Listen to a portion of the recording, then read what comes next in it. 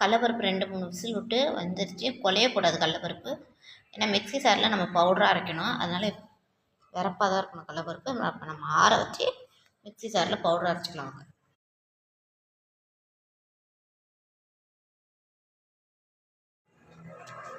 கடலப்பருப்பு இதுமாரி பவுடராக அரைச்சி வச்சுருக்கோம் பாருங்கள். ஏலக்காய் போட்டிருக்கேன், அதோடைய வெல்லத்தை பவுடராக.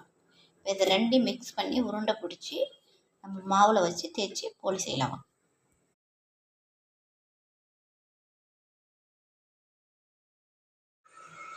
சுழியம் வெல்லம் கடலப்பருப்பு தேங்காய் போட்ட உருண்டை பிணைஞ்சி உருட்டி வச்சுருக்கோம். மாவு கரைச்சி வச்சுருக்கோம். இப்போ எண்ணெய் காயுது. இதில் உருட்டி வச்ச மாவில் மைதா மாவில் பிரட்டி எடுத்து காய் எண்ணெயில் பொரிச்சு எடுத்தால் சூப்பரான சுழியம் ரெடி.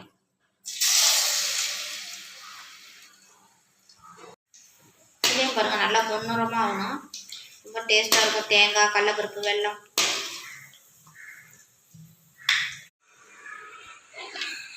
ஹாய் ஃப்ரெண்ட்ஸ், சுழியம் பாருங்கள். கடலப்பருப்பு, தேங்காய், வெல்லம் பாவு உருட்டி மைதா மாவில் உருட்டி எடுத்து பாருங்கள் பொரிச்சாச்சு.